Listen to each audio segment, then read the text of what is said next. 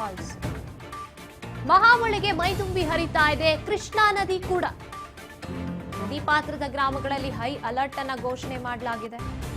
Narayanapura ಡ್ಯಾಂನಿಂದ 1,11,000 cusecs ನೀರನ್ನ release ಮಾಡಲಾಗಿದೆ. ಡ್ಯಾಂನಿಂದ 24 crust ಗೇಟ್ನ ಮೂಲಕ ನೀರು ಬಿಡುಗಡೆ ಮಾಡಲಾಗ್ತಾ ಇರುವಂತದ್ದು. ಆಲಮಟ್ಟಿಯಿಂದ ಹರಿದು ಬರ್ತಾ ಇದೆ ಅಪಾರ ಪ್ರಮಾಣದ ನೀರು. ನದಿ ಪಾತ್ರದಲ್ಲಿರುವಂತಹ ಗ್ರಾಮಗಳಿಗೆ ಮುನ್ನೆಚ್ಚರಿಕೆ ನೀಡಲಾಗಿದೆ.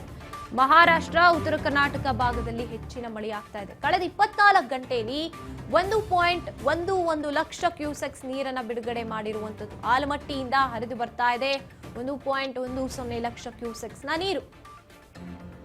ಮೈದುಂಬಿ ಹರಿತಾ ಇದೆ ಕೃಷ್ಣಾ ನದಿಯ ದೃಶ್ಯಾವಳಿಗಳು ನಾವು ಗಮನಿಸ್ತಾ ಇದ್ದೀವಿ. ಕಳೆದ 24 ಗಂಟೆಗಳಲ್ಲಿ 1.11 ಲಕ್ಷ ಕ್ಯೂಸೆಕ್ ನೀರನ್ನ ಅಲ್ಲಿಂದ ಬಿಡುಗಡೆ ಮಾಡಲಾಗ್ತಾ ಇರುವಂತದ್ದು. ಮೈದುಂಬಿ ಹರಿತಾ ಇದೆ ಕೃಷ್ಣಾ ನದಿ. ನದಿ ಪಾತ್ರದ ಗ್ರಾಮಗಳಲ್ಲಿ ಹೈ ಅಲರ್ಟ್ ಅನ್ನ ಘೋಷಣೆ ಮಾಡಲಾಗಿದೆ. ಈಗಲೇ ಅವರು ಎಚ್ಚರಿಕೆಯನ್ನು ವಹಿಸ್ಕೋಬೇಕಾಗುತ್ತೆ. ನದಿ ನೀರನ್ನ ಬಿಡುಗಡೆ ಮಾಡಲಾಗುತ್ತೆ, ಆಗ ಸಮಸ್ಯೆ ಯಾರಿಗೂ ಉಂಟಾಗಬಾರ್ದು ಅಂತ ಈಗಾಗಲೇ ಹೈ ಅಲರ್ಟ್ ಘೋಷಣೆ ಮಾಡಲಾಗಿದೆ. 1,11,000 ಕ್ಯೂಸೆಕ್ ನೀರನ್ನ ರಿಲೀಸ್ ಮಾಡಲಾಗಿರುವಂತದ್ದು. ಅದೇ ನೀರು ಹರಿದು ಹೋಗ್ತಾ ಇರೋದನ್ನ ಗಮನಿಸ್ತಾ ಇದ್ದೀವಿ ನಾವು. 24 ಕ್ರಸ್ಟ್ ಗೇಟ್ಗಳಿಂದ ನೀರನ್ನ ಬಿಡುಗಡೆ ಮಾಡಲಾಗ್ತಾ ಇದೆ.